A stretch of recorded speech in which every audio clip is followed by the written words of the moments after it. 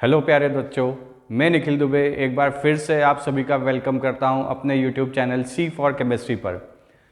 तो जैसा कि हम इस सीरीज़ में 10th को कवर कर रहे हैं और इसमें हम चैप्टर नंबर 2 एसिड बेस और सॉल्ट के बारे में बात कर रहे हैं, जिसका फर्स्ट पार्ट हमने कवर किया था। और उस फर्स्ट पार्ट के अंदर हमने एसिड बेस की जो फिज़िकल केमिकल प्रॉपर्टीज़ थी उनके बारे में स्टडी किया था। आज जो हम बात करेंगे second part of the chapter में हम बात करेंगे एसिड की स्ट्रेंथ की, कैसे एसिड को मेज़र किया जाता है, पीएच पेपर के बारे में बात करेंगे, पीएच के बारे में हम समझेंगे और फिर पीएच का डेली लाइफ में जो यूज़ है उसके बारे में बात करेंगे और कुछ इंपॉर्टेंट कंपाउंड्स के बारे में बात करके हम आज चैप्टर को फिनिश करेंगे। तो चलिए आज स्टार्ट करते हैं एसिड बेस और सॉल्ट के सेकेंड पार्ट में। आज का हमारा जो पहला टॉपिक है वो पहला टॉपिक है acid base and in water. हमें अच्छे से पता है कि एसिड वो सब्सटेंस होते हैं जो वाटर में H+ आयन रिलीज करते हैं कि HCl in presence of water it converts into the H3O+ plus Cl-। इसे हाइड्रोनियम आयन भी कहा जाता है या H+ भी कहा जाता है। तो एसिड वो सब्सटेंस हैं जो आयनाइज्ड होकर हमें क्या देते हैं, हाइड्रोजन आयन देते हैं इन वाटर। और बेस वो सब्सटेंस होते हैं जो इनसाइड वाटर हमें OH- आयन देते हैं। तो base are those substance which gives OH- ion in water. And जो बेसिस हैं अगर वो वाटर सॉल्युबल हैं तो वाटर सॉल्युबल बेसिस को एल्कलाइन कहा जाता है। तो all the alkaline are bases but not all the bases are alkaline. जितने भी एल्कलाइन हैं वो सारे के सारे बेस होते हैं पर सारे बेस एल्कलाइन नहीं होते हैं। तो एसिड और base are those substance which gives H+ and OH- ion in the aqueous medium. It is only possible in aqueous medium. सिर्फ एक्वियस मीडियम में ही वो आयन्स को हमें दे सकते हैं। अब कोई भी एसिड कितना स्ट्रांग होगा या कैसा वीक होगा, बेस स्ट्रांग होगा या वीक होगा, ये पता कैसे चलेगा, इसको पता कैसे किया जाए। तो इसके लिए स्ट्रेंथ ऑफ एसिड निकाला जाता है। एसिड का जो कॉन्सेंट्रेशन ऑफ H+ आयन और OH- आयन है उसे कैलकुलेट किया जाता है। अब ये कैलकुलेशन जो की जाती है it is based on the pH scale,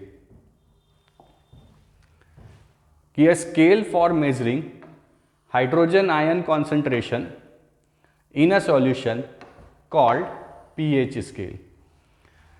तो जिस भी सॉल्यूशन के अंदर जो concentration of H+ ion calculate किया जाता है वो किया जाता है on the basis of pH। pH में एक स्केल डिफाइन किया गया है कि if any solution having pH 7, अगर किसी सॉल्यूशन का pH 7 आता है तो उस सॉल्यूशन को न्यूट्रल कहा जाता है। अगर किसी सॉल्यूशन का pH 7 से लेस होता है तो वो सॉल्यूशन हमारा एसिडिक सॉल्यूशन होता है। और किसी सॉल्यूशन का pH अगर ग्रेटर देन 7 होता है तो वो बेसिक सॉल्यूशन कहलाता है। तो जो रेंज है pH स्केल की, the range is in between 0 to 14। But याद रखिएगा ये रूम टेम्परेचर पे होता है 827 डिग्री सेल्सियस। अगर हम टेम्परेचर वेरी कर दें तो pH का जो स्केल है वो भी चेंज हो जाता है। हायर क्लासेस में आप लोग स्टडी करेंगे कि अगर यहाँ पे टेम्परेचर वेरी कर दिया जाए तो pH की जो रेंज है वो चेंज हो जाती है। बट रूम टेम्परेचर पे जो pH का स्केल का रेंज होता है वो होता है 0 to 14। अब pH होता क्या है, तो pH is minus logarithmic of concentration of H+ ion, कि किसी भी सॉल्यूशन के अंदर कितना H+ आयन कॉन्सेंट्रेशन प्रेजेंट है उस कॉन्सेंट्रेशन का जो लॉगरिथमिक अगर लिया जाता है, नेगेटिव लॉगरिथमिक, उसे ही pH कहा जाता है।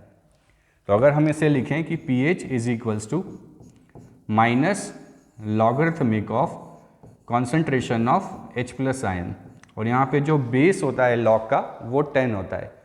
तो माइनस लॉगरिथमिक अगर हम लें तो उसी को क्या कहा गया है, pH स्केल कहा गया है। Definition, pH of a solution is the negative logarithmic to the base 10 of the hydrogen ion concentration expressed in mole per litre. कि किसी लीटर 1 लीटर सॉल्यूशन में कितने मोल्स हैं अवेलेबल H+ आयन के। Concentration जो यहाँ मेज़र किया जाता है in terms of mole per litre लिया जाता है कि 1 लीटर एसिडिक सॉल्यूशन का जो एक्वियस सॉल्यूशन है उस एक्वियस सॉल्यूशन में कितने moles of H+ ion present हैं, उसे ही क्या कहा जाता है, कॉन्सेंट्रेशन। तो pH is equals to minus logarithmic of concentration of H+ ion. तो ये एक छोटी सी डेफिनेशन है। अब अगर किसी सब्सटेंस के लिए जो pH है वो 7 से कम निकल के आता है तो सॉल्यूशन कहा जाता है कि एसिडिक सॉल्यूशन है। अगर pH की वैल्यू इक्वल टू 7 होता है तो कहा जाता है कि वो न्यूट्रल सॉल्यूशन। और अगर pH की वैल्यू ग्रेटर देन 7 होता है तो कहा जाता है कि वो सॉल्यूशन बेसिक इन नेचर है। तो on the basis of pH calculation हम पता लगा सकते हैं कि हमारा सॉल्यूशन एसिडिक है, बेसिक है या न्यूट्रल सॉल्यूशन है। देख सकते हैं यहाँ पे कि न्यूट्रल के लिए जो रेंज है हमारा वो रेंज कितना है, 7। अब जैसे जैसे हम 7 से 0 की तरफ चलेंगे increase in H+ ion concentration है, और H+ आयन कॉन्सेंट्रेशन इंक्रीज होने का मतलब एसिडिक बिहेवियर इंक्रीज होना। तो न्यूट्रल से जितना दूर हम जाते जाएंगे एसिडिक स्ट्रेंथ जो है वो क्या होगा, इंक्रीज होगा। मतलब एसिडिक नेचर जो है is inversely proportional to the pH। pH की वैल्यू जितनी कम होगी एसिडिक बिहेवियर उतना ज़्यादा होगा, because 7 is a neutral point. तो न्यूट्रल से जितना दूर हम जाएंगे उतना एसिडिक बिहेवियर ज़्यादा होगा। इसलिए किसी एसिडिक सब्सटेंस के लिए जितना H+ आयन कॉन्सेंट्रेशन ज़्यादा होगा उतना क्या होगा, उसका एसिडिक बिहेवियर ज़्यादा होगा। तो H+ आयन का कॉन्सेंट्रेशन ज़्यादा होना चाहिए बट pH का जो वैल्यू है वो कम होना चाहिए, और इन दोनों से एसिडिक स्ट्रेंथ क्या होती है, इंक्रीज होती है। सिमिलरली हम देख सकते हैं कि जैसे जैसे हम यहाँ से टूवर्ड्स 14 चलेंगे H+ आयन कॉन्सेंट्रेशन जो है वो कम होता जाएगा और OH- आयन कॉन्सेंट्रेशन जो है वो बढ़ता जाएगा।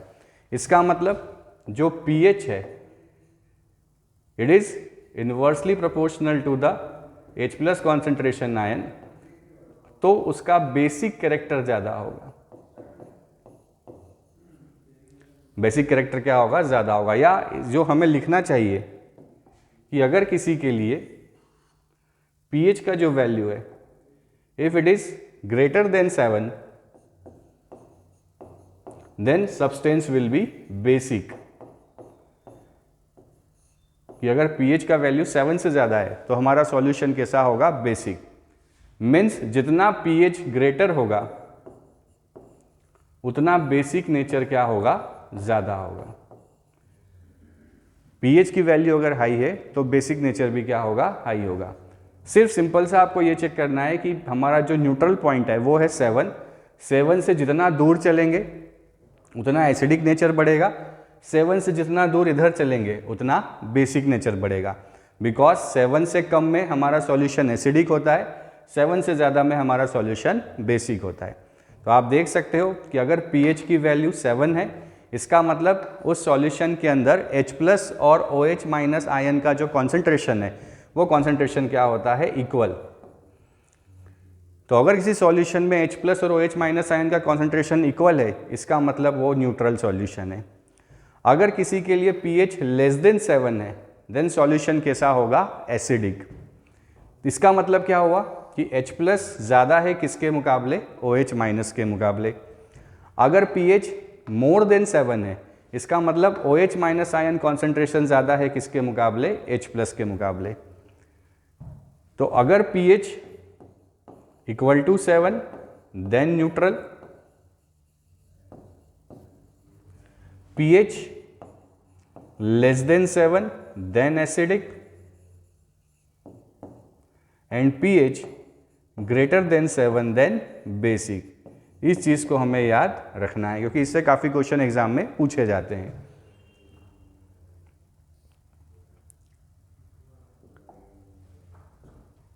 अब ये सब होता कैसे, तो यहाँ पे यूनिवर्सल इंडिकेटर्स का यूज़ किया जाता है। वो सॉल्यूशन जो कलरलेस होते हैं in the presence of universal indicators, वो अलग अलग टाइप के कलर्स हमें देते हैं और उन कलर के बेसिस पे एक पूरी पीएच स्केल हमने बना रखी है और उस कलर के हिसाब से हम पता लगा लेते हैं कि जो कलर हमें मिल रहा है उसके करस्पॉन्डिंग जो पीएच वैल्यू है वो क्या है। जैसे यहाँ पे आप देख सकते हैं कि इन बिटवीन 7 जो कलर हमें मिल रहा है वो ग्रीन कलर मिल रहा है और जैसे जैसे यहाँ पे वैल्यू इंक्रीज होते जा रही है हमें यहाँ पे ब्लू कलर मिलते जा रहा है। सिमिलरली जैसे जैसे एसिडिक स्ट्रेंथ बढ़ रहा है हमारा जो कलर है वो रेड होता जा रहा है। तो ग्रीन कलर अगर है इसका मतलब हम टुवर्ड्स न्यूट्रल हैं, हमारा सॉल्यूशन न्यूट्रलिटी की तरफ है।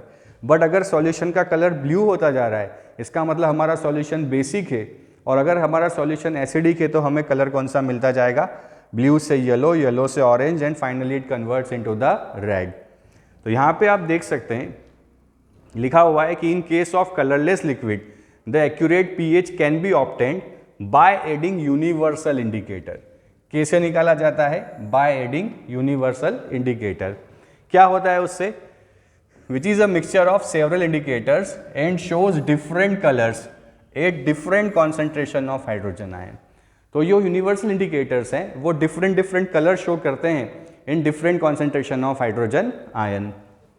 For example a universal indicator produce green color in a neutral solution। कौन सा कलर प्रोड्यूस करता है, green colour in a neutral solution जिसका पीएच कितना होता है 7। The colour changes from blue to violet as pH increases from 7 to 14। तो green से ब्लू, ब्लू से डार्क ब्लू होते होते कलर वॉयलेट हो जाता है। इसका मतलब जो पीएच है वो कैसा है 14। जैसे यहाँ दिखाया हुआ है कि सोडियम हाइड्रोक्साइड का जो कलर आता है it is dark purple colour, इसका मतलब जो उसका पीएच है वो कितना है 14। Then colour changes from yellow to pink and then red as pH decrease from 7 to 1। और जैसे जैसे हम इधर चलते हैं तो कलर जो है वो येलो से पिंक और फिर रेड होता है। इसका मतलब कलर का जो रेडनेस है वो बताता है कि इसका पीएच कितना है 1। तो just by seeing this colour, in colours को देख के हम पता लगा सकते हैं कि ये हमारा सॉल्यूशन एसिडिक है या बेसिक इन नेचर है। पीएच पेपर एक ग्रीन कलर का पेपर है जिसके ऊपर जब हम एसिड या बेस डालते हैं तो हमें करस्पॉन्डिंग वो कलर दिखता है और उस कलर को फिर हम यहाँ मैच करके बता देते हैं कि जो पीएच है उसका सॉल्यूशन का पीएच एसिडिक है, बेसिक है या न्यूट्रल की रेंज में है। आई होप आप समझ पा रहे हैं।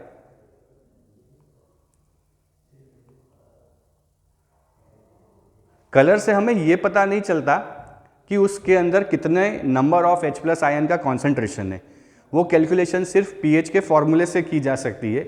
यहाँ से सिर्फ हमें यही पता चलता है कि सॉल्यूशन एसिडिक है, न्यूट्रल है या बेसिक है। बड़ा इंपॉर्टेंट है पीएच का क्वेश्चन, आपको एग्जाम में मिलता ही मिलता है। प्रैक्टिकल भी आपको 10th क्लास में पीएच से रिलेटेड है, इसलिए इसको आपको अच्छे से करना ही है। नेक्स्ट टॉपिक है तुम्हारा importance of pH in everyday life. PH हमारी एवरीडे लाइफ में बहुत ज़्यादा इंपॉर्टेंट रोल प्ले करता है और पीएच के मिसबैलेंस से जो बहुत सारी ह्यूमन लाइफ जो है वो उससे अफेक्ट होती हैं। हमारा ब्लड का जो पीएच है वो भी स्लाइटली बेसिक होता है, 7.4 7.6 के अराउंड पीएच होता है और अगर ये पीएच चेंज होने लगता है तो समटाइम्स जो है डेथ भी हो जाती है। इसलिए पीएच, ब्लड के पीएच का मेंटेन होना भी बहुत ज़रूरी है। तो सबसे पहला इंपॉर्टेंस जो हमें दिख रहा है वो दिख रहा है pH change and survival of animals. इसमें ये होता है कि जो रेन होती है अगर वो एसिड रेन हो जाए, यू नो वेरी वेल कि एसिड रेन जो होता है कि जो व्हीकल से एग्जॉस्ट है उस एग्जॉस्ट के अंदर carbon dioxide, sulphur dioxide, carbon monoxide gases जैसी गैसेस रिलीज होती हैं। तो जब ये सल्फर डाइऑक्साइड रेन वाटर में जाके मिलता है तो इट प्रोड्यूस सल्फ्यूरस एसिड। उसका जो पीएच होता है वो pH in between 4 to 5, 4.5 to 5.5, लगभग 5.6 के अराउंड पीएच सल्फ्यूरस एसिड का होता है। सल्फ्यूरिक एसिड का नहीं बच्चों, अगर सल्फ्यूरिक एसिड जो है वो रेन वाटर में आने लगा तो हम सब खत्म हो जाएंगे, क्योंकि सल्फ्यूरिक एसिड का जो पीएच है वो 1 होता है। वो बहुत स्ट्रॉन्ग टाइप का एसिड है, but sulphurous acid is a weak type of acid. तो जब ये रेन वाटर में ये सल्फर डाइऑक्साइड रिएक्ट करता है तो वो क्या बनाने लगता है, एसिड रेन बनाने लगता है।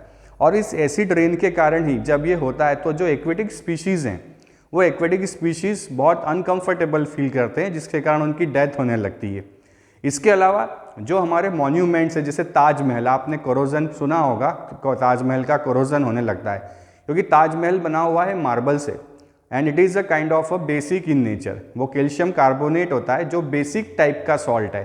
तो जब बेसिक टाइप का सॉल्ट किसी एसिड से रिएक्ट करता है तो न्यूट्रलाइजेशन रिएक्शन करने लगता है और वहाँ पे उसका कोरोजन होने लगता है। इसलिए एसिड रेन जो है वो एक्वेटिक स्पीशीज़ के लिए भी डिफ़िकल्ट है और जो मॉन्यूमेंट है जैसे ताजमहल वो भी क्या होने लगते हैं, कोरोड होने लगते हैं। लिखा है यहाँ पे our body works well with in a narrow pH of 7 to 7.8, जो कि ब्लड का pH होता है। When the pH of rain water is less than 5.6 it is known as acid rain. तो जब इसका pH 5.6 से कम होता है देन वो क्या होता है, एसिड रेन, जिसके कारण क्या होता है, when this acid rain flows into reverse it lowers the pH of the river water making the survival of aquatic life difficult. तो वो क्या करता है, जो सी वाटर है, जो एक्वेटिक वाटर है, उसके pH के लेवल को कम कर देता है, मतलब उसको ज़्यादा एसिडिक बना देता है। और ज़्यादा एसिडिक बनाने के कारण जो एक्वेटिक स्पीशीज़ हैं उनकी लाइफ क्या हो जाती है, अनकंफर्टेबल हो जाती है। अब बच्चों यहाँ पे ये जो एक एक टॉपिक है उस एक एक टॉपिक पे एग्जाम पे क्वेश्चन आया हुआ है, इसलिए आपको बहुत अच्छे से इन एक एक टॉपिक के बारे में कवर करना है। ठीक है, उतार लीजिए इसे। यहाँ हम देख पा रहे हैं कि 7 neutral point, most acidic 1, most basic 14।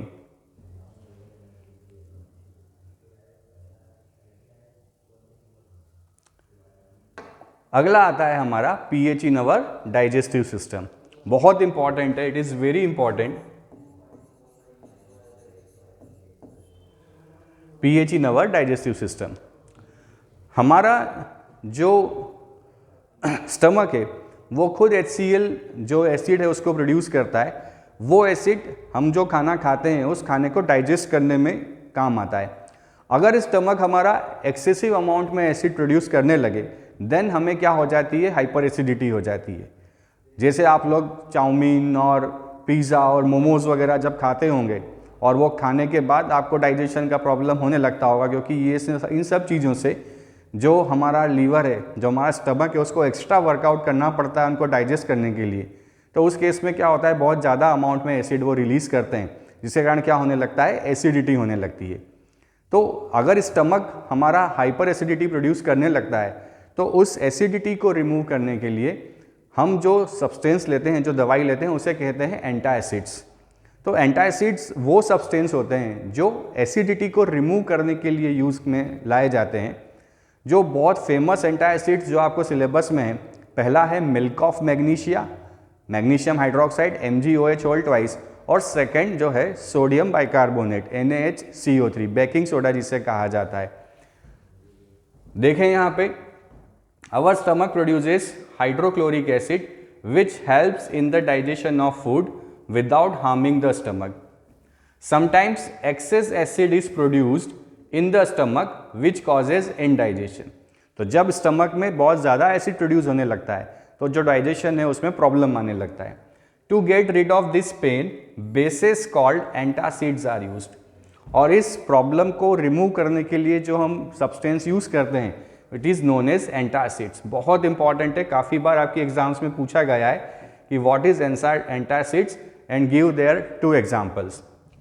तो क्या है antacids? Antacids are a group of mild bases which react with the excess acid and neutralize it. जो हमारे स्टमक के अंदर एक्सेस एसिड बना है उस एसिड के साथ रिएक्ट करके उसे न्यूट्रलाइज करते हैं और जो इंडाइजेशन का प्रॉब्लम है उसे रिमूव करते हैं। Commonly used antacids are magnesium hydroxide which is also known as milk of magnesia, जिसे क्या कहा जाता है, मिल्क ऑफ मैग्नीशिया कहा जाता है। And second is sodium bicarbonate, जिसे कहा जाता है बेकिंग सोडा। तो milk of magnesia and baking soda are the two common antacids जो हम यूज़ करते हैं। बहुत इंपॉर्टेंट क्वेश्चन है बेटा एग्जाम के हिसाब से कि what do you mean by the antacids and write the two names of antacids which we used. तो first is milk of magnesia, second one is sodium bicarbonate baking soda. Note कर लीजिए, इसे बड़ा important part है। तो second जो role है pH का हमारे डेली लाइफ में वो है डाइजेस्टिव सिस्टम के अंदर।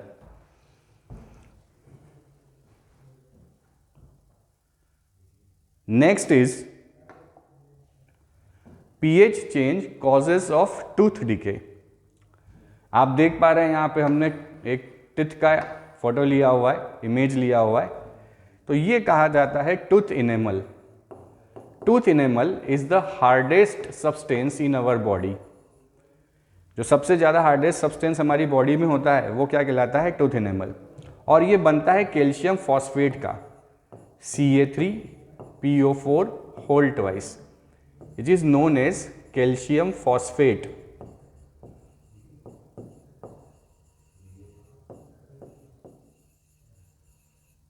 Calcium phosphate. जब हम सो के उठते हैं तो बहुत एक अजीब सा स्मेल आता है हमारे मुंह से, और उसको रिमूव करने के लिए हम टूथब्रश पेस्ट यूज़ करते हैं, ब्रश करते हैं। तो हमारे जो माउथ है उसके अंदर भी एसिड प्रोड्यूस होता है। तो जो फूड हम खाते हैं उस फूड से ये एसिड रिएक्ट करके क्या करता है, इस टूथ इनेमल को डिग्रेड करने लगता है और कैविटी फॉर्म करने लगता है। तो जो भी बैक्टीरिया हमारे माउथ के अंदर प्रेजेंट है उनके कारण क्या होने लगता है, यहाँ पे डिग्रेडेशन होने लगता है, और उस डिग्रेडेशन के कारण कैविटी फॉर्म होने लगता है। इसीलिए हमें क्या करना चाहिए, हमें डेली ब्रश करना चाहिए ट्वाइस इन अ डे, सुबह भी और शाम को भी। ऐसा नहीं कि हम सुबह कर लें शाम को ना करें, शाम को करें सुबह ना करें, या करें ही नहीं। तो उसके कारण क्या होगा, आपका टूथ डिके होने लगेगा। तो इससे प्रिवेंट करने के लिए हमें क्या करना चाहिए, डेली ब्रश करना चाहिए। लिखा है tooth decay starts when the pH in mouth falls below 5.5। Tooth enamel important is made up of calcium phosphate which is the hardest substance in the body. It is insoluble in water but gets corroded when the pH in the mouth falls below 5.5. ये water में तो insoluble होता है, but अगर mouth का pH जो है 5.5 से नीचे होने लगे तो ये उसके साथ डिग्रेड होने लगता है। The bacteria present in the mouth produce acids due to degradation of sugar and food particles after eating. तो जो भी फूड पार्टिकल्स और शुगर हमने खाया है उससे क्या होता है, वो बैक्टीरिया प्रोड्यूस करके और इसका डिग्रेडेशन शुरू कर देते हैं। इसीलिए to prevent tooth decay mouth should be rinsed after eating food and toothpaste हमें क्या करना चाहिए, ट्वाइस इन अ डे करना चाहिए। इसलिए अच्छे से पानी से हमको माउथ धोना चाहिए, मुंह धोना चाहिए, और क्या करना चाहिए, अच्छे से ब्रश करना चाहिए, जिससे हमारे जो दांत है वो क्या बने रहेंगे, अच्छे बने रहेंगे। ठीक है, उनमें डिके नहीं होगा। तो फिर इंपॉर्टेंट पॉइंट है tooth decay. Next, soil of pH and plant growth. जो सॉइल होता है उस सॉइल के अंदर भी दो टाइप का सॉइल हो सकता है, एसिडिक सॉइल और बेसिक सॉइल। अगर हमारे सॉइल का पीएच जो है वो लेस देन 5.5 है तो उसे एसिडिक सॉइल कहा जाता है, और उसके अंदर मैग्नीज 2+, H+ और एल्यूमिनियम 3+ की टॉक्सिसिटी प्रेजेंट होती है। और डेफिशिएंसी जो होती है वो डेफिशिएंसी किसकी होती है, कैल्शियम 2+ की, मैग्नीशियम 2+ की, फॉस्फोरस की, इनकी डेफिशिएंसी होती है। तो एसिडिक सॉइल का जो पीएच है इट इज़ लेस देन 5.5 और उनमें डेफिशिएंसी होता है कैल्शियम मैग्नीशियम का। सिमिलरली जो बेसिक सॉइल होता है सॉरी, उसका पीएच होता है ग्रेटर देन 7.5 और उसमें जो डेफिशिएंसी होती है वो डेफिशिएंसी होती है आयरन, फॉस्फोरस और जिंक की। और एक्सेस क्या होता है उसके अंदर जो एक्सेस होता है वो होता है हाइड्रोजन कार्बोनेट। तो सॉइल का जो पीएच है वो होना चाहिए इन बिटवीन 5.5 to 7 के बीच में। तो अगर इससे कम है तो हमारा सॉइल एसिडिक, और अगर इससे ज़्यादा है तो हमारा सॉइल बेसिक। तो रेंज क्या होना चाहिए? Proper pH of soil will be, pH of soil should be between 5.5 to 7.5। अगर ये पीएच है तो ये सॉइल और प्लांट ग्रोथ के लिए अच्छा है, अदरवाइज यहाँ पे इम्बैलेंस होने के कारण जो प्लांट ग्रोथ है वो रुक जाता है। तो हमारे ग्रोथ के लिए, प्लांट ग्रोथ के लिए, सॉइल टेस्टिंग के लिए भी पीएच का चेक करना बहुत ज़रूरी है। तो ये एक बड़ा इंपॉर्टेंट पार्ट है एग्रीकल्चर पॉइंट ऑफ व्यू से। नेक्स्ट जो है यहां पे लिखा है कि when soil has a specific pH close to 7, क्या होना चाहिए उसके लिए? पीएच उसका क्लोज टू 7 होना चाहिए। नेक्स्ट आता है more about salts. Salt is made when an acid react with base, they produce salt and water. For example, we have hydrochloric acid HCl. जब ये रिएक्ट करता है NaOH के साथ तो ये बनाता है NaCl और साथ में वाटर। तो NaCl क्या है? हमारा एक सॉल्ट है। आप देख पा रहे हो कि जो NaCl में Na+ है वो हमें कहाँ से मिल रहा है? बेस से। मतलब सॉल्ट का जो केटायन है वो हमें मिलता है बेस से, और सॉल्ट का जो एनायन है, एनायन हमें मिलता है एसिड से। इसीलिए केटायन को बेसिक रेडिकल भी कहा जाता है,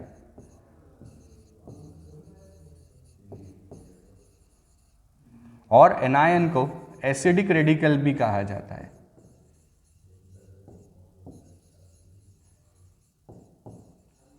क्योंकि एनायन एसिड से मिलता है इसलिए एसिडिक रेडिकल, और केटायन बेस से मिलता है इसलिए बेसिक रेडिकल। तो न्यूट्रलाइजेशन रिएक्शन से जो हमें वाटर के साथ सब्सटेंस मिलता है सॉल्ट, ये किसका कॉम्बिनेशन है? एसिड और बेस का। It is made by 1 acid and 1 base. जैसे एग्जाम्पल है KCl, NaNO3, CaSO4, calcium sulphate. अब कुछ फैमिली ऑफ सॉल्ट की अगर बात करें तो यहाँ पे हम देख पा रहे हैं कि पीएच ऑफ सॉल्ट क्या होगा। अभी हमने पढ़ा कि अगर कोई न्यूट्रल सब्सटेंस है तो उसका पीएच क्या होता है? 7। अगर कोई एसिडिक है तो पीएच क्या होगा? Less than 7। अगर बेसिक सब्सटेंस है तो पीएच क्या होगा? Greater than 7। वैसे ही अगर कोई न्यूट्रल सॉल्ट है, न्यूट्रल सॉल्ट का मतलब अगर कोई स्ट्रॉन्ग एसिड और स्ट्रॉन्ग बेस से मिलके बना है तो उस सॉल्ट का जो पीएच है वो क्या होगा? 7। तो सम स्ट्रॉन्ग एसिड्स जो होते हैं कुछ याद रखिएगा, HCl, H2SO4, HNO3, they all are the strong acids. कुछ वीक एसिड की बात करें, CH3COOH, HCN, H2CO3, ये सारे क्या हैं? वीक एसिड हैं। सिमिलरली स्ट्रॉन्ग बेस की बात करें, यहां लिख लेते हैं, स्ट्रॉन्ग बेस की बात करें, NaOH, KOH, MgOH whole twice, CaOH whole twice. और वीक की अगर हम बात करें, वीक बेस में अमोनियम हाइड्रोक्साइड, NH4OH, ये सब आते हैं वीक कैटेगरी में। तो अगर कोई सॉल्ट स्ट्रॉन्ग एसिड और स्ट्रॉन्ग बेस से मिलके बना है तो उसका पीएच हमेशा क्या होगा? 7। कि salt of strong acid and strong base are neutral, और उनका पीएच कितना होगा? 7। अब पता कैसे चलेगा? तो हमें पता चलेगा उनके केटायन और एनायन से। फॉर एग्जाम्पल जैसे NaCl का करस्पॉन्डिंग जो बेस है वो है NaOH, और एसिड जो है वो है HCl। तो NaOH स्ट्रॉन्ग बेस है, HCl स्ट्रॉन्ग एसिड है, दोनों ही यहाँ स्ट्रॉन्ग है, तो NaCl का जो pH होगा वो pH कितना होगा? 7। Similarly salts of strong acid और वीक बेस आर एसिडिक। अगर one of the component is strong, अगर किसी भी सॉल्ट के अंदर कोई भी एक कंपोनेंट स्ट्रॉन्ग होगा तो उसका बिहेवियर जो है वो उस स्ट्रॉन्ग कंपोनेंट के कारण होगा कि अगर एसिड स्ट्रॉन्ग है तो pH लेस देन 7 होगा, बेस स्ट्रॉन्ग है तो pH ग्रेटर देन 7 होगा। For example ammonium chloride NH4Cl, ammonium chloride का अगर हम बेस निकालें तो बेस क्या है NH4OH और एनायन है Cl, तो उसका एसिड हो गया HCl। तो NH4OH क्या है, हमारा वीक बेस है, बट HCl कैसा है, स्ट्रॉन्ग एसिड है। तो चूंकि HCl स्ट्रॉन्ग है इसलिए इसका सॉल्यूशन का जो pH है वो क्या होता है 6 होता है, लेस देन 7 होता है। तो अगर एसिड स्ट्रॉन्ग है तो सॉल्ट का बिहेवियर एसिडिक होगा, अगर बेस स्ट्रॉन्ग है तो सॉल्ट का बिहेवियर बेसिक होगा। जैसे यहाँ पे जो हम सोडियम कार्बोनेट Na2CO3, यहाँ पे इसका बेस है NaOH और एसिड है H2CO3। NaOH एक स्ट्रॉन्ग बेस है, H2CO3 एक वीक एसिड है, इसलिए सॉल्ट का जो बिहेवियर है वो कैसा होगा, बेसिक होगा। तो इसका जो pH होता है वो होता है ग्रेटर देन 7 जो कि 9 होता है। अब अगर दोनों ही एसिड और बेस वीक हो जाएं तो फिर डिपेंड करता है कि कौन कितना वीक है, उसके हिसाब से उसका pH निकलता है। तो क्या कैटेगरी हो गई, सॉल्ट हो सकता है स्ट्रॉन्ग एसिड और स्ट्रॉन्ग बेस का, अगर दोनों स्ट्रॉन्ग है तो उनका जो pH होगा वो होगा 7। अगर एसिड स्ट्रॉन्ग है और बेस वीक है तो pH लेस देन 7 होगा, अगर बेस स्ट्रॉन्ग है और एसिड वीक है तो pH ग्रेटर देन 7 होगा।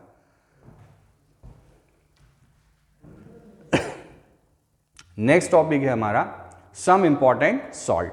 ये कौन कौन से सॉल्ट जो हैं वो हम यूज़ करते हैं, उनमें से फर्स्ट कैटेगरी है कॉमन सॉल्ट। कॉमन सॉल्ट कहें या इसे टेबल सॉल्ट कहें,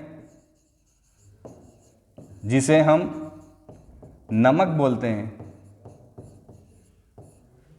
फॉर्मूला होता है NaCl।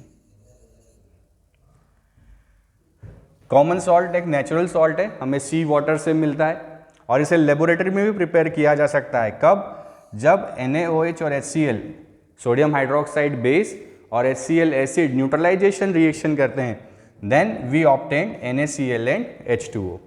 तो इस तरीके से हम क्या कर सकते हैं, इसको बना सकते हैं। ये जो NaCl है ये बहुत सारे कंपाउंड्स का रॉ मटेरियल होता है। For example NaOH, baking soda, washing soda, bleaching powder etcetera. तो इन्हीं सब को अब हमें चैप्टर में आगे पढ़ना है। तो सबसे पहला इंपॉर्टेंट सॉल्ट क्या है हमारा NaCl। कैसे हमें मिलता है, by the help of neutralisation reaction.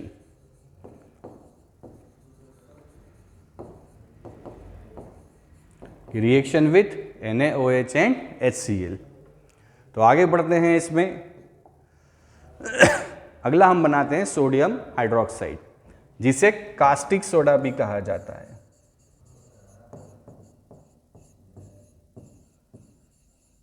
Formula होता है NaOH। जिस प्रोसेस से NaOH बनाया जाता है उस प्रोसेस का नाम होता है क्लोर एल्कलाई प्रोसेस। क्या नाम है, क्लोर एल्कलाई प्रोसेस। इसलिए है क्योंकि इस प्रोसेस में क्लोरीन भी बनता है और NaOH एक एल्कलाई है। जैसा कि मैं पहले बता चुका हूं, एल्कलाई वो बेस होते हैं जो वाटर सॉल्युबल होते हैं। तो NaOH वाटर सॉल्युबल बेस है, तो एक एल्कलाई बन रहा है और साथ में हमें क्या मिल रही है, क्लोरीन गैस मिल रही है। इसलिए इस प्रोसेस का नाम क्या है, chlor alkali process. It is very important, बहुत इंपॉर्टेंट है एग्जाम पॉइंट ऑफ व्यू से। होता क्या है यहाँ पे, चलिए हम देखते हैं। ये प्रोसेस है कि सबसे पहले हम एक ब्राइन सॉल्यूशन लेते हैं। ब्राइन सॉल्यूशन क्या होता है बच्चों, ब्राइन सॉल्यूशन जो है वो होता है saturated NaCl solution. Saturated NaCl solution कि सपोज अगर 100 ml वाटर के अंदर 50 ग्राम NaCl डिजॉल्व हो सकता है, तो हमने उसके अंदर 50 ग्राम NaCl डिजॉल्व कर दिया है। अब उसके अंदर और अगर हम NaCl को डिजॉल्व करें तो वो डिजॉल्व होने वाला नहीं है, इसलिए हम क्या, उस सॉल्यूशन को क्या कहा जाता है, ब्राइन सॉल्यूशन। तो brine solution is saturated NaCl solution. तो हमने क्या लिया है, एक सैचुरेटेड NaCl सॉल्यूशन लिया कंटेनर में। यहाँ पे graphite rods used as an electrode जो ग्रेफाइट रॉड्स हैं उनका यूज़ किया है इलेक्ट्रोड के जैसे। बैटरी के पॉजिटिव टर्मिनल पे जो कनेक्टेड है वो है एनोड, जो नेगेटिव साइड कनेक्टेड है वो है कैथोड। नाउ सॉल्यूशन के अंदर हमारे पास डिफरेंट आयंस प्रेजेंट है, Na plus, Cl minus, H plus and OH minus. अब थोड़ा सा यहाँ पे इलेक्ट्रोकेमिस्ट्री लगता है कि कौन ऑक्सीडाइज होगा कौन रिड्यूस होगा। एज अ 10th लेवल पे आपको इतना अभी याद रखने की ज़रूरत नहीं है, आपको सिर्फ ये याद रखना है कि इन दोनों आयंस में से जो Cl माइनस आयन है वो Cl माइनस आयन जाएगा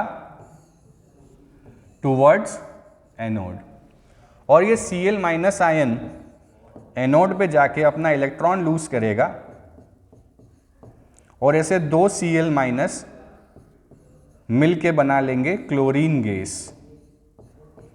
तो एनोड पे जो गैस हमें मिलने लगती है वो कौन सी गैस मिलने लगती है?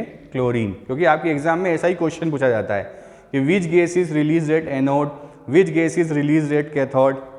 सिमिलरली कैटायन में से जो H प्लस है वो H प्लस कैथोड की तरफ जाता है और 8 कैथोड क्या होने लगता है? H प्लस इलेक्ट्रॉन गेन करता है और हाइड्रोजन बनाता है, और ऐसे दो हाइड्रोजन मिलके H2 गैस बना लेते हैं। तो यहाँ जो गैस रिलीज होती है वो गैस रिलीज होती है कौन सी? हाइड्रोजन, जिसको पॉप साउंड से हम क्या कर सकते हैं? पता लगा सकते हैं। जब बर्निंग मैच स्टिक हम उसके पास ले जाएं तो it creates a pop sound. तो अंदर बचा क्या? Na प्लस और OH माइनस। इस तरीके से Na प्लस और OH माइनस मिलके क्या बना लेते हैं? NaOH बना लेते हैं। तो वही रिएक्शन यहाँ पे है कि जब NaCl reacts with 2H2O, it gives NaOH, hydrogen and chlorine gas. तो क्लोरीन गैस हमें कहाँ मिल रही है बेटा? एनोड पे। तो chlorine gas is obtained at anode, और हाइड्रोजन गैस हमें जो मिलती है वो कहाँ मिलती है? कैथोड पे। तो बड़ा इंपॉर्टेंट प्रोसेस है, क्लोर एल्कलाई प्रोसेस इसका नाम है, जिसमें हमें क्या मिलती है? हाइड्रोजन और क्लोरीन गैस। नोट कर लीजिए इसे।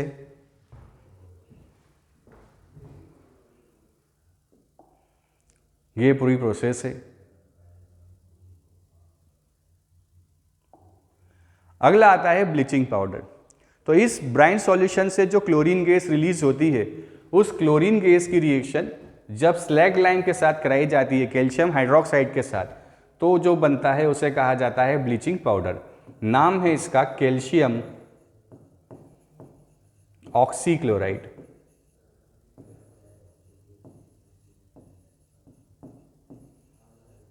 क्या कहा जाता है? Calcium oxychloride.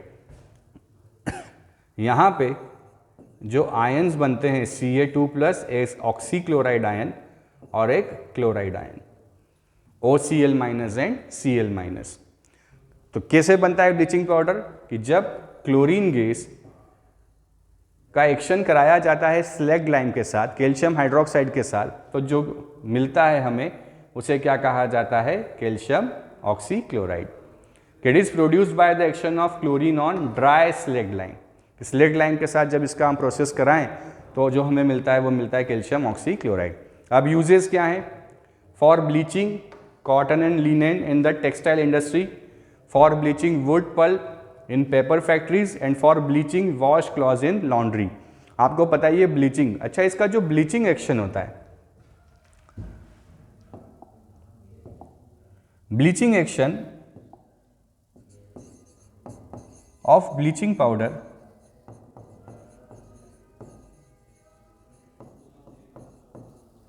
is due to nascent oxygen. Oxygen को जब ऐसा स्क्वायर ब्रैकेट में लिखते हैं तो उसे नेसेंट ऑक्सीजन कहा जाता है।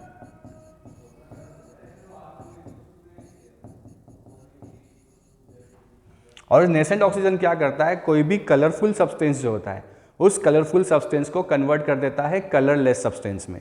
यही ब्लीचिंग पाउडर का क्या कहलाता है? Bleaching action. देन यूज होता है, it is used an oxidising agent in many chemical industries and make drinking water free from germs. तो ऐसे ड्रिंकिंग वाटर को जर्म्स फ्री बनाने के लिए भी इसका यूज़ म्युनिसिपल कॉर्पोरेशन करता है। थोड़ा सा ब्लीचिंग पाउडर मिलाता है, कभी कभी हमें उसका स्मेल भी आता है वाटर के अंदर, तो वो क्या मिला हुआ होता है उसके अंदर, ब्लीचिंग पाउडर। तो तीसरा इंपॉर्टेंट जो हमारा कंपाउंड है वो क्या है, ब्लीचिंग पाउडर। बड़ा इंपॉर्टेंट है, इन सबके फॉर्मूले याद रखिएगा बेटा, CaOCl2 calcium oxy chloride. Next जो आता है वो है हमारा बेकिंग सोडा NaHCO3। बनाया कैसे जाता है कि जब NaCl को वाटर और कार्बन डाइऑक्साइड के साथ अमोनिया के साथ ट्रीट किया जाता है तो मिलता है हमें अमोनियम क्लोराइड और साथ में मिलता है sodium carbonate, sodium hydrogen carbonate.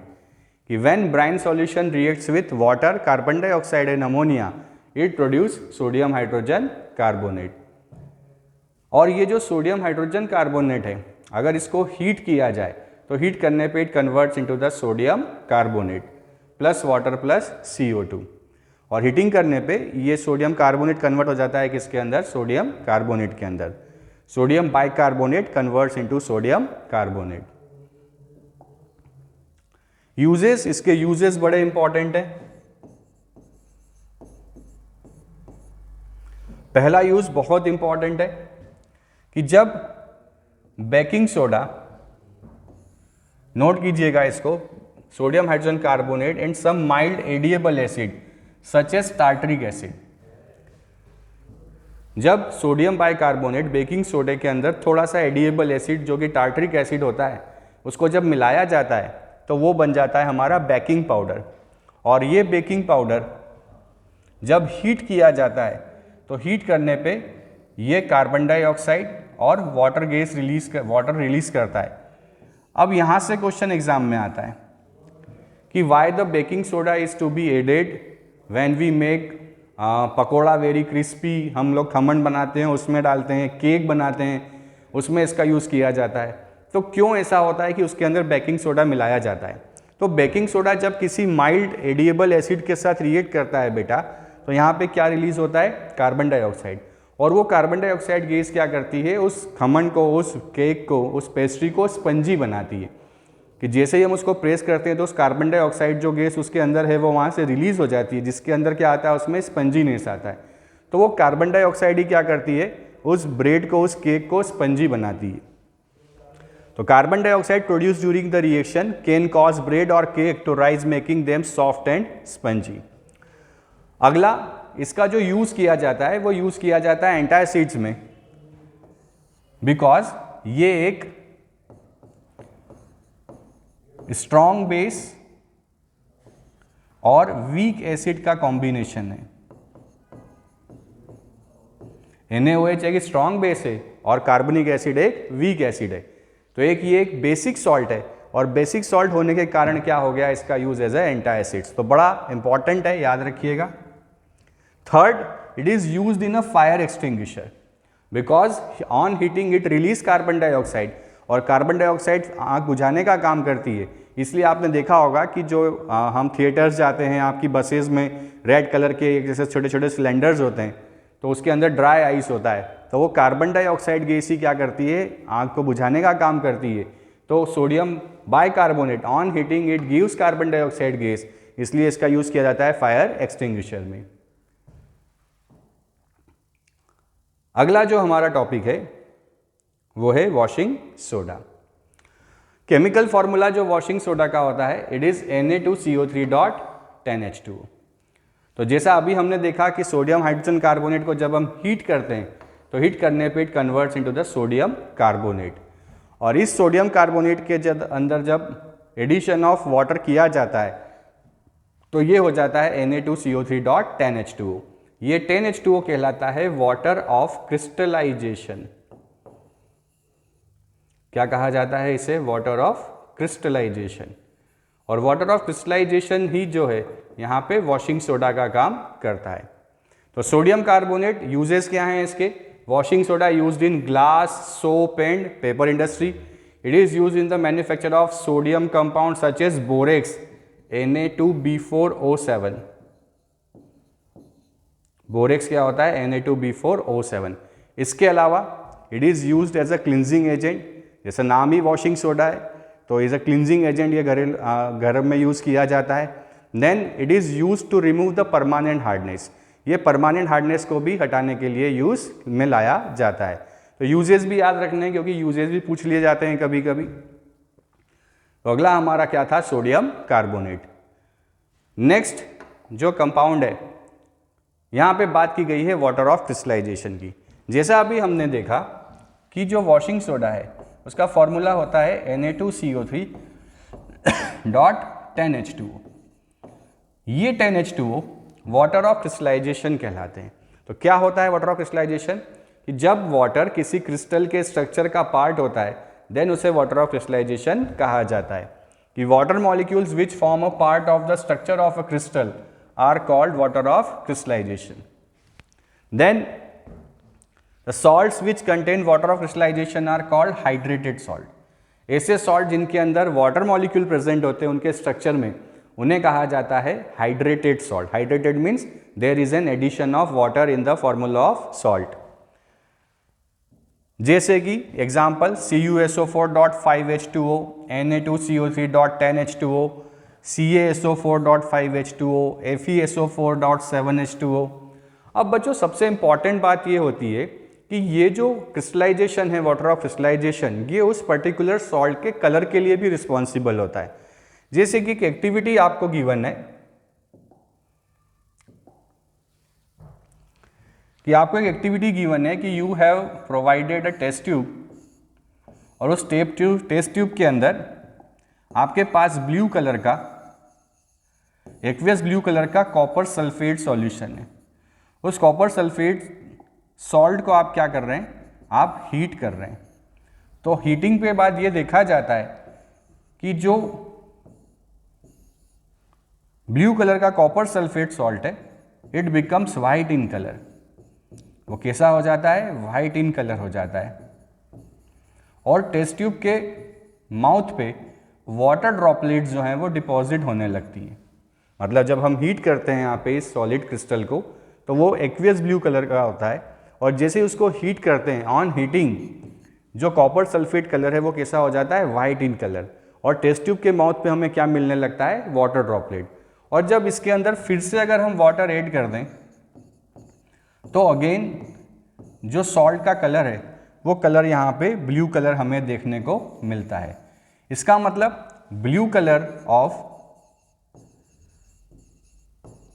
Copper sulphate solution is due to its water of crystallization।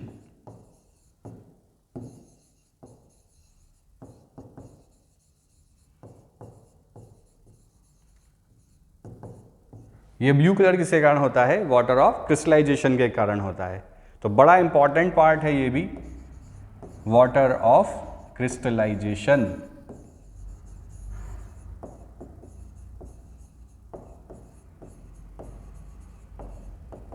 Formula क्या होता है, CuSO4.5H2।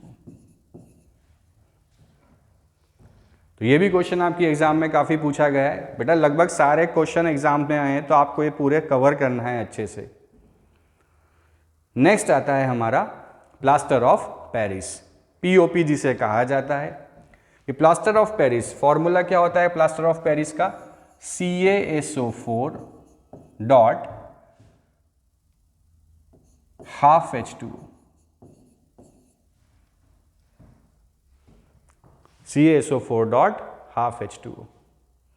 हेमी हाइड्रेटेड, क्या कहा जाता है इसे, हेमी हाइड्रेटेड। कैसे बनता है, हीटिंग, बाय हीटिंग। बड़ा इंपॉर्टेंट क्वेश्चन है, बहुत बार पूछा हुआ है। By heating gypsum at 373 kelvin. कि जिप्सम CaSO4.2H2O, जब इसे हीट किया जाता है तो on heating it converts into the CaSO4.12H2O।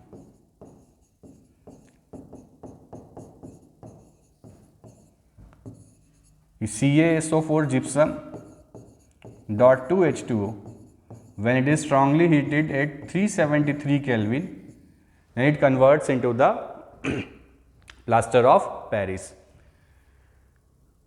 अब यूजेस क्या हैं आपको पता ही है कि जिसको चोट लग जाती है, फ्रैक्चर हो जाता है, तो वहाँ पे प्लास्टर बांधते हैं इसका हॉस्पिटल में।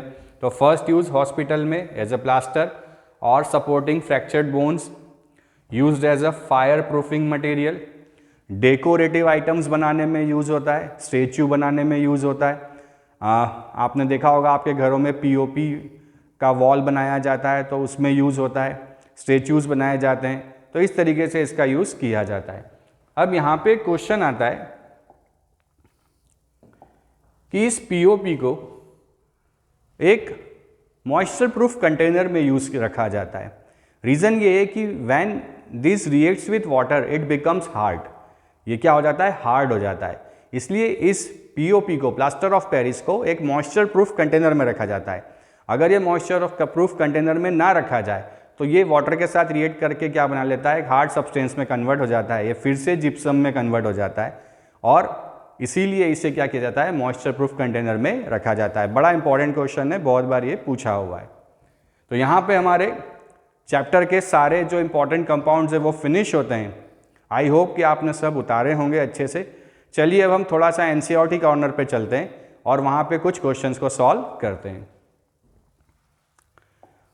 फर्स्ट क्वेश्चन क्या है, question, you have two solution A and B, pH of solution A is 6, pH of solution B is 8, which solution has more hydrogen ion concentration? हमारे पास एक सॉल्यूशन है A, दूसरा है B, ये pH हो गया 6, ये pH हो गया 8। हमने देखा था कि pH जितना ज़्यादा होता है H प्लस आयन कॉन्सेंट्रेशन उतना कम होता है। तो pH 6 है, मतलब it has more H plus ion concentration. तो pH कम मतलब H प्लस आयन कॉन्सेंट्रेशन ज़्यादा, और pH चूँकि लेस देन 7 है इसलिए A कैसा होगा, एसिडिक इन नेचर, और जो B है वो कैसा होगा, basic in nature. A will be acidic in nature and B is basic in nature। चलिए अगला क्वेश्चन देखते हैं, बड़ा सिंपल सा क्वेश्चन है। What effect does the concentration of H plus ion have on the nature of solution? ये H plus ion concentration का क्या फर्क पड़ता है नेचर ऑफ सॉल्यूशन में, बताइए ज़रा क्या फ़र्क पड़ेगा। कि अगर किसी सॉल्यूशन में H प्लस आयन कॉन्सेंट्रेशन ज़्यादा है तो वो सॉल्यूशन पे क्या फ़र्क आएगा। तो अगर if any solution have more H plus ion concentration, then solution will be acidic in nature।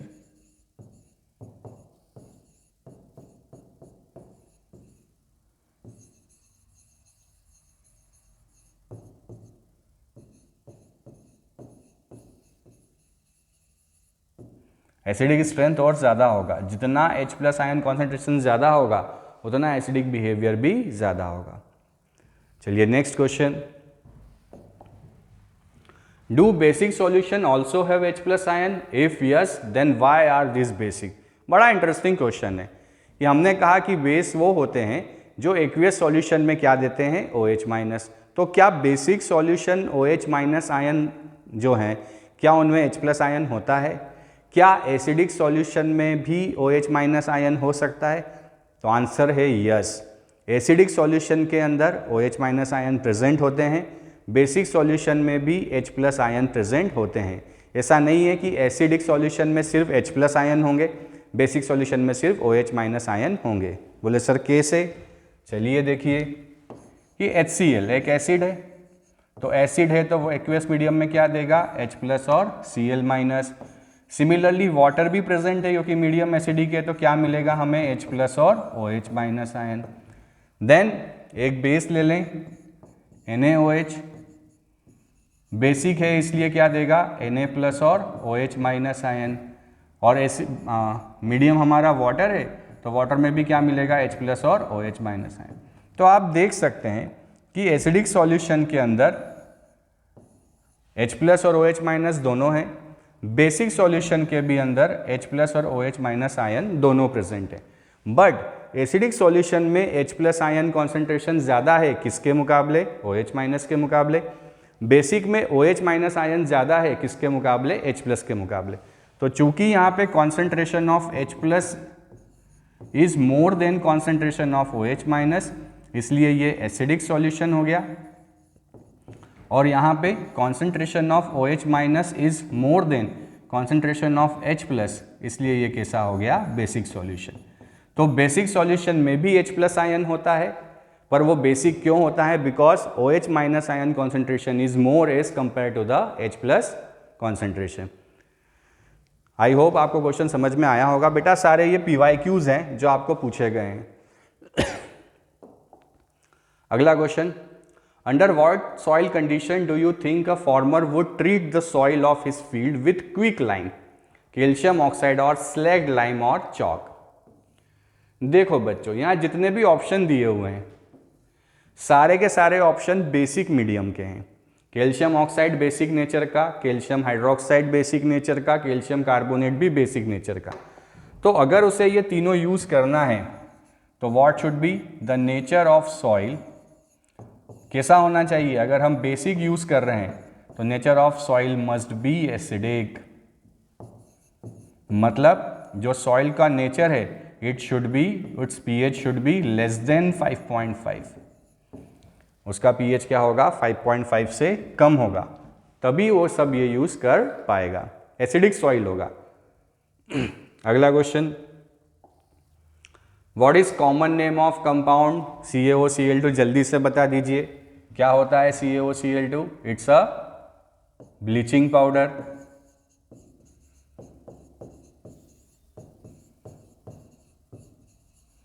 Chemical name क्या होता है बेटा? Calcium oxychloride.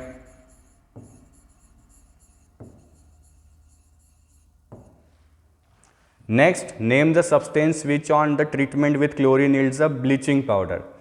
हमने पढ़ा था slagged lime, calcium hydroxide when reacts with chlorine gas it produce calcium oxychloride, bleaching powder बनाता है। बड़े सिंपल सिंपल से वन लाइन क्वेश्चन है, सिर्फ आपको याद ही रखना है एक बार। अगला देखते हैं क्या है। Name the sodium compound which is used for softening hard water. जल्दी से बता दीजिए। Baking soda, washing soda? Washing soda, very good, it is washing soda.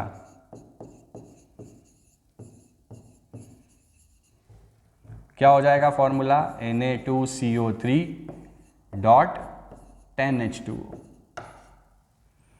Next, what will happen if a solution of sodium hydrogen carbon is heated? Give the reaction of reaction involved.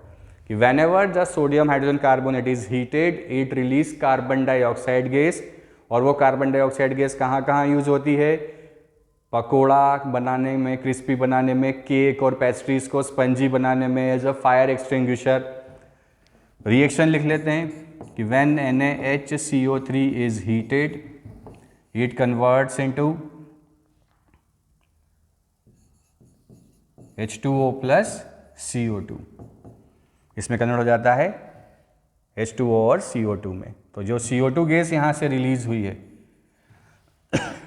और यहाँ पे क्या होता है? एक edible acid होता है, तो what we get? Salt of acid.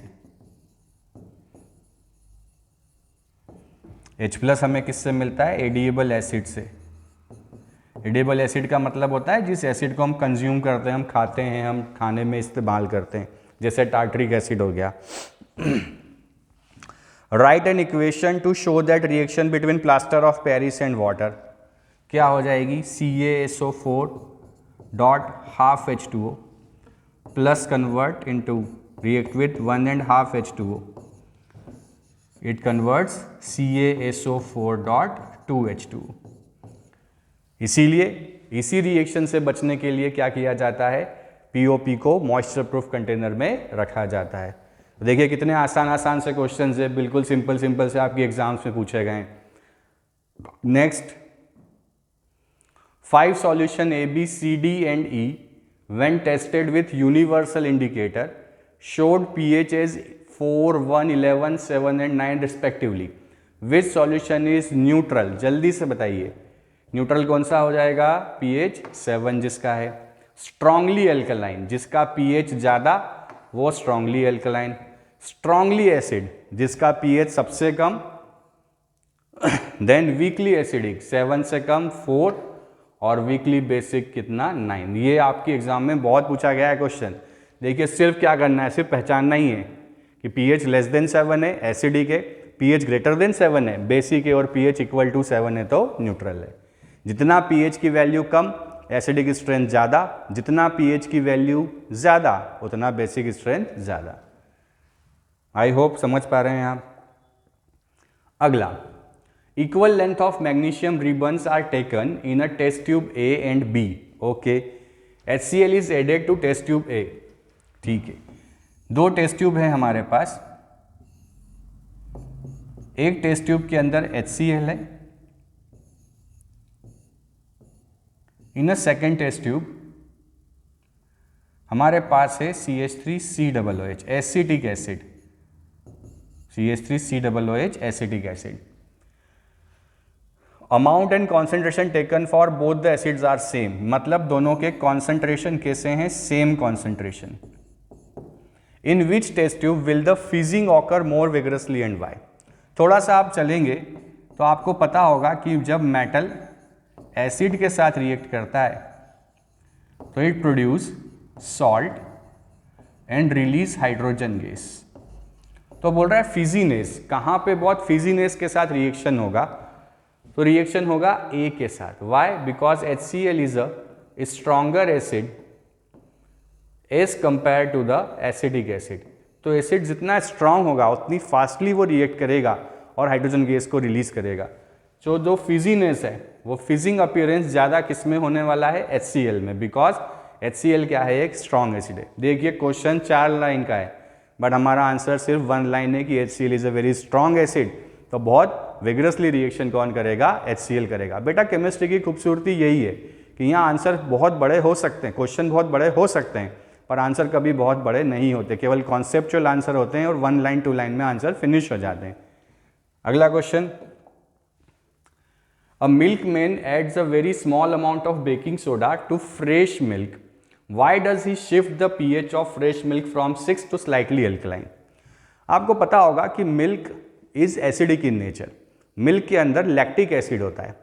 तो वो क्या करता है, उसका एसिडिक बिहेवियर जो है वो इंक्रीज होने लगता है जब वो कर्ड में कन्वर्ट होता है। अगर हम दूध को गर्म ना करें, आपने देखा होगा हमारे घरों में 2 से 3 बार दूध गर्म किया जाता है, अगर दूध गर्म ना हो तो वो सीधे फट जाता है और वो दही में कन्वर्ट हो जाता है, तो वो लैक्टिक एसिड में कन्वर्ट होता है। इसलिए उसके एसिडिक बिहेवियर को रिड्यूस करने के लिए क्या किया जाता है, उसके अंदर थोड़ा सा उसको एल्कलाइन मिलाया जाता है, उसके अंदर थोड़ा सा जो है बेकिंग पाउडर मिला दिया जाता है। क्यों ऐसा, to stop increase in its concentration, कि उसका जो H+ आयन कॉन्सेंट्रेशन है वो बढ़ ना जाए, उसका एसिडिक कैरेक्टर और इंक्रीज ना हो जाए, क्योंकि मिल्क के अंदर कौन सा एसिड होता है, lactic acid. Milk contain lactic acid. Why does this milk take a long time to set as curd, क्योंकि जो कन्वर्जन है वो क्या होगा, मिल्क किस में कन्वर्ट हो जाता है, लैक्टिक एसिड में, इसलिए वो किस में बदल जाता है, कर्ड में कन्वर्ट हो जाता है। बड़ा इंपॉर्टेंट क्वेश्चन है, काफी बार पूछा गया क्वेश्चन है ये भी। Next question, plaster of Paris should be stored in a moisture proof container, explain why. मैं आपको बता चुका हूं कि because it is very highly reactive towards water, तो ये मॉइस्चर के साथ ही रिएक्ट करके क्या बन जाता है, इट बिकम्स हार्ड। रिएक्शन भी हम लिख चुके हैं, एक बार फिर से देख लेते हैं कि CaSO4 dot half H2 when reacts with water it converts into CaSO4 dot 2H2, so it becomes hard because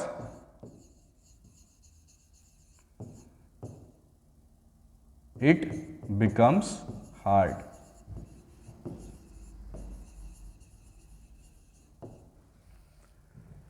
ठीक है, बड़ा इंपॉर्टेंट क्वेश्चन है, ये भी काफ़ी बार एग्जाम में पूछा हुआ है। तो बेटा इस तरीके से हमारा एसिड बेस और सॉल्ट यहाँ पे फिनिश होता है। आई होप आप अच्छे से पढ़ाई कर रहे होंगे, हमारे वीडियोस आपको यूज़फुल लग रहे होंगे। साथ ही यहाँ पे हमने काफ़ी एनसीईआरटी क्वेश्चंस लगभग सॉल्व कर दिए हैं, सारे पीवाईक्यूज हमने सॉल्व किए हैं, सारे टॉपिक विद डायग्राम एक्सप्लेन हमने किए हैं। तो अच्छे से पढ़ाई करते रहिए, अपनी एग्ज़ाम के टेंशन को हमारे ऊपर छोड़ दीजिए, आपकी प्रिपरेशन कराएंगे हम बहुत बेस्ट तरीके से। तो अगर आपको ये वीडियोस अच्छे लग रहे हैं तो प्लीज़ चैनल को लाइक कीजिए, सब्सक्राइब कीजिए, आपके फ्रेंड्स को बताइए और हमें सपोर्ट करते रहिए। Thank you very much and have a nice day.